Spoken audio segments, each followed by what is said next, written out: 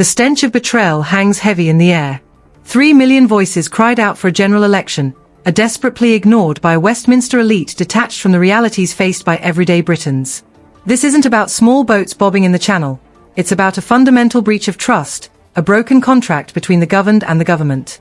It's about the relentless surge of immigration that has transformed the landscape of this nation, straining resources, impacting wages, and leaving communities unrecognizable. 10 million more souls crammed onto this island in just 2 decades. That's the stark reality. Try finding a primary school place. Try finding an affordable home. Try finding a politician who will level with you about the consequences. This isn't a partisan issue. It transcends the tired ping-pong match between Labour and the Conservatives, 2 parties clinging to power like drowning men to driftwood. This is a systemic failure, a rot that has set in deep. Labour scraped by with 1/3 of the vote, their MPs representing a paltry 34,000 votes each, while Reform UK, with 820,000 votes, barely registers in the halls of power. Is it any wonder faith in the system is collapsing faster than a house of cards in a hurricane? Starmer's victory is a Pyrrhic one, built on the backs of a broken system. Confidence in this government has plummeted with unprecedented speed. 26,000 pensioners in Clwyd alone stripped of their winter fuel allowance, a cruel surprise delivered on election day. National insurance hikes hammering small businesses, another broken promise adding insult to injury. GP surgeries overwhelmed, hospices struggling. The consequences are real, the pain palpable. People feel betrayed, manipulated, and ignored. The economy thrives on confidence, and this government exudes the charisma of a morgue.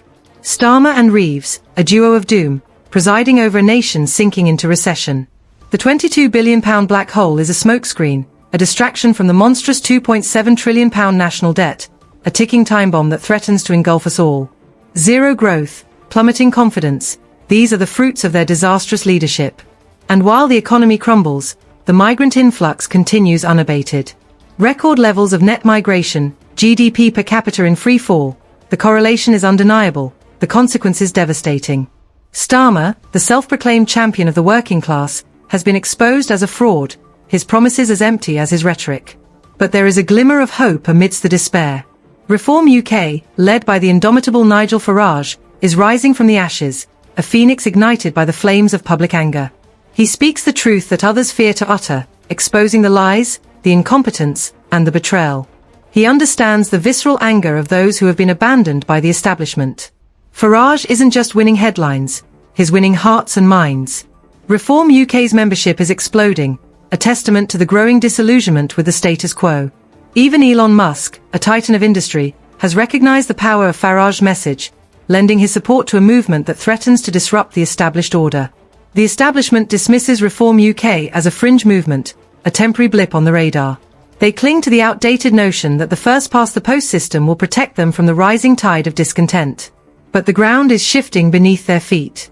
Reform UK is just 6 points away from becoming the largest party in the UK, a seismic shift that could reshape the political landscape. The momentum is undeniable. If Reform UK continues its current trajectory, it could reach 28% of the popular vote within 6 months, enough to secure a majority in the House of Commons. The implications are staggering. Labour's already tattered reputation would be shredded, the Tories relegated to the sidelines. This isn't just about politics, it's about the soul of this nation. It's about reclaiming control of our borders, our communities, and our future. It's about sending a message to the Westminster elite that their reign of incompetence and betrayal is over. The time for change is now.